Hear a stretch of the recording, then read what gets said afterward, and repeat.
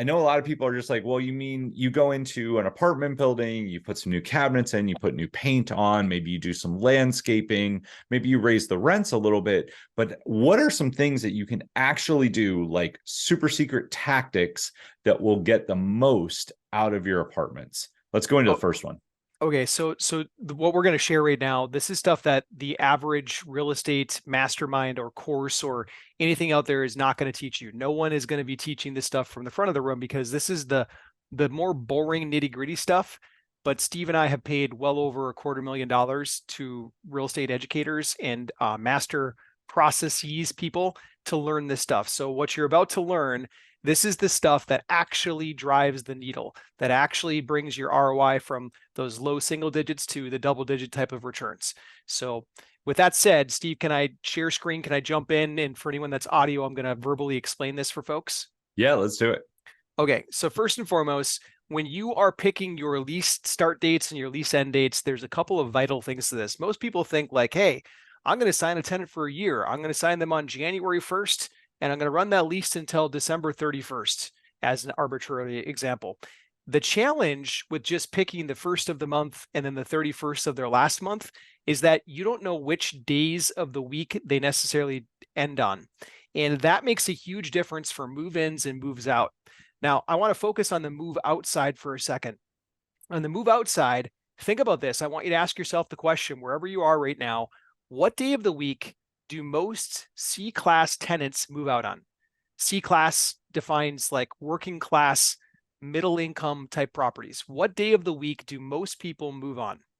I'm gonna pick Wednesday, Nate. Is Wednesday the right answer? It's Saturday. Of Saturday course it because is. because they're calling Uncle Ned, they're calling cousin Jim, or Aunt Sarah, or whoever it is, and usually Saturday is the day that they can come together with Uncle Ned's truck and load it up, or they rent the U-Haul, and that's when they're moving. And so if it's Saturday, if your lease ends on, let's just say, a Friday, so if December 31st happens to fall on a Friday, what's going to happen is they're going to call you 3 days before lease end date. And they're going to say, hey, I need until Saturday. Can you extend me an extra day? And then what that's going to do is it's going to domino on you. If you had a turnover crew set to go shampoo the carpets, clean the place, and get it ready for rent the following Monday, you're going to now domino and be behind schedule. So instead, what you want to do is you want to have your leases end on Monday or Tuesday.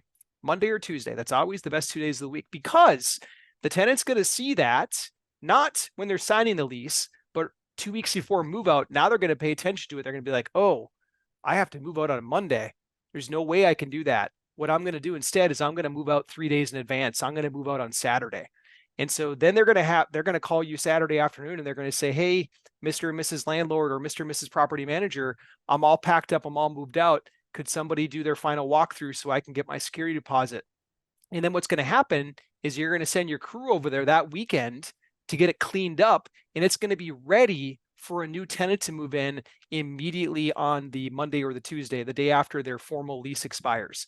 That downtime right there, especially in a market like this, okay? We're in this market now where taxes have gone up. Steve's talked to us a lot about that on previous episodes. Steve, in the state of Texas, you saw taxes double and in some cases triple. We've seen insurance rates go up. Like costs are going up. The cost of money, financing costs have gone up. Operational expenses for you as the multifamily operator or investor, you've got to keep them in line to make positive ROI for investors. And so this one move, moving your lease end dates to a Monday or a Tuesday, is going to help you keep that in line. Steve, So anything we should hit on that? yeah, I want you guys to understand this. By moving the date to Monday, the people are going to move out that weekend. You're going to get the place back and you're going to be able to turn it faster, which let's just say that we're talking about $70 a day. You are going to get an extra 5 days in rent per unit that you do this with. So let's take 5 times 7, that's $350 times however many apartments are in the building. Like, let's just say it's 80%. Let's say you have a 50 unit building and let's say 35 of them turn over. So what's 35 times 350? Let's do that really quick. That is an additional $12,000 a year to your bottom line. Do you guys understand what this does in the property value? Because remember, property values on multifamily are not based on the appraisal value, but on the income that they bring in. That one little tip right there just added probably like 2% to your overall building value.